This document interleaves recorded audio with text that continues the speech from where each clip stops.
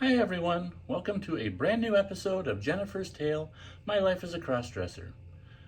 Since it's Jennifer's Tale, I must be Jennifer. Hi, welcome to my podcast. If you are new to my podcast, thank you for watching, thank you for listening, thank you for downloading. Please do me a favor, very first thing off the top, right below my boobs here, please subscribe to my podcast if you're watching this on YouTube. The more viewers, more subscribers I get, the better my numbers go up. The more girls out there that I can reach out to, get in touch with, find my podcast, and I think it helps the community. It helps all the other cross-dressers out there, and it just makes things more enjoyable all the way around. I think it makes the world a better place myself. If you are watching this, chances are you are a cross-dresser. Or maybe you are trans and trying to figure things out. Who knows? Maybe you are a friend of a crossdresser. Maybe you're a spouse, a wife, a significant other. Maybe you want to learn more about your favorite crossdresser. Or maybe you want to learn more about me. My life is an open book. This podcast is all about me talking about my life experiences, my thoughts, feelings, hopes, desires, problems, all sorts of stuff. It's like a big therapy session, kind of, in a way, sometimes anyway. But I hope you enjoy this podcast episode.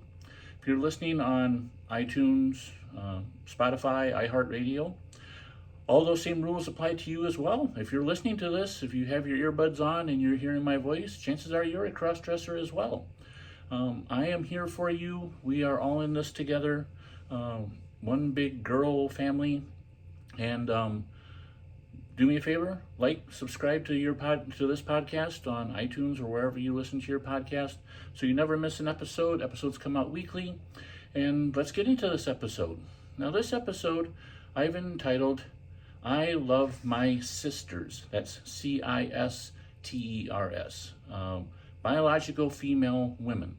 I've entitled "I Love My Cis-ters" because as I have grown as a crossdresser, as I have embraced who I am and love who I am as Jennifer and as my male self, being my female self, I have shared my crossdressing, or this part of me, with a lot of family and friends. And, with the exception of two people I can think of off the top of my head, out of all the people that I've shared this with, I've only had two people that have kind of severed ties I haven't heard from after I did this, but everybody else has been very friendly, happy, caring of me, thoughtful, considerate, compassionate, understanding. It's ranged all sorts of different ways, from "I'm glad you felt comfortable enough to share this with me" to totally loving it. And what surprised me is that there were quite a few biological girls, whether it was family or friends, primarily friends, that when I shared this to, they were overjoyed, over the moon, for various different reasons. It was kind of surprising, sharing this with them. A lot of them were like, "Oh my God, thank you for sharing this with me. You look great." It's almost like they found out they had a long lost sister, which was great. It made me feel so warm and welcomed and loved. And it's continued on. I will start off by saying only one of these girls I have met in person as Jennifer. We had lunch together, and you can hear about that on a previous episode. But otherwise, most of them have just seen pictures, or they're ones that I talked to on Facebook Messenger, or send them a text message to, or something like that, to talk about me. And I wanted to take an episode and thank some of these girls just for their loving, their caring, and what they have done to validate my existence as Jennifer, to make me feel loved and wanted, and to kind of show you, the other cross-dressers out there, that not everybody is going to look down on you if you share your secret with them. There's plenty of cross-dressers out there who have told family, friends, loved ones, and have had similar experiences to what I'll tell you about. Now, these are just kind of random names of people that know me, that have been super friendly to me, and I just want to thank them all personally, kind of. Russell is somebody who I've known since I first moved to Des Moines back in 1995. She has been somebody who loved me, wanted to treat me as kind as possible, wanted to know what pronouns I use as Jennifer. She is very fashionable, and she is somebody who always gives me fashion advice. So Russell, thank you for being so kind and generous and loving and caring to me and giving me pointers on how to look my best. Gwen is somebody who is a fellow sci-fi geek like me. She is been a longtime friend, and she is somebody who has a trans child of her own. So she knows all the trials and tribulations of being somebody like me. And she has loved me, embraced me, given me a great big virtual hug. And she is down in Iowa fighting the good fight for all the trans individuals and cross-dressers and people in our community against the Kim Reynolds, the governor down there, and all that. Gwen, thank you for your understanding, your love, your compassion. Helene is somebody that I went to school with, and I guess by mentioning her by name, if somebody comes across this from my class who I haven't come out to, hi. Anyway, Helene is somebody who I never really was close with in school. We were in school together from like 8th grade on, but she was somebody that just being friends with her on Facebook as my male self, I knew that she was kind, compassionate, open-minded, and so I just felt like I wanted to share this part of me with her. And she has been nothing but loving and understanding ever since. She is somebody who supports me wholeheartedly, and thank you very much for that. I appreciate it. Who else is out there? Jennifer, my other high school friend who actually we were in school, in elementary school together. I've known her pretty much my whole life. And Jennifer is someone who I felt I wanted to reach out to because she's part of the reason why I took the name Jennifer. So I reached out to her, and she has been so loving and understanding and supportive. She is somebody I've shared some of my deepest, darkest secrets with. She is somebody who wanted to meet me as Jennifer and have lunch with me, and it was such a great experience.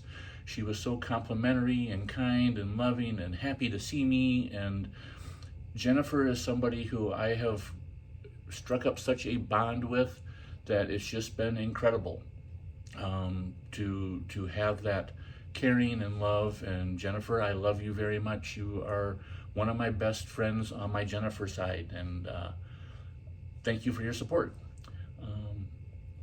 My daughter Erin, if Erin ever sees this, Erin, you're somebody who I know I shocked you by sharing this with you one night when I was drunk and sending you messages on Snapchat.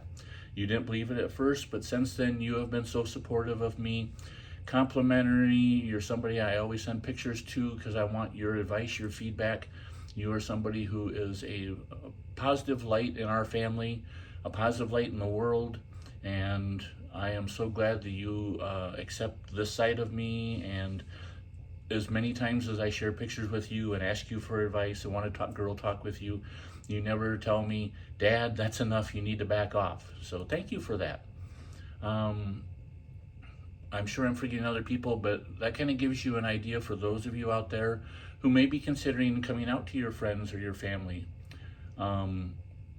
how much love and feedback you can get by doing so from biological women, from the women that are in your life. You know, they are somebody who, if you can strike up that positive friendship or relationship with, can be a wealth of information. You know, they've had their entire lives to go from being little girls to mature, beautiful, sophisticated women, and us being cross-dressers, we kind of cut out all that early stuff. So going to them for advice and their thoughts and feelings and stuff is something that is very special.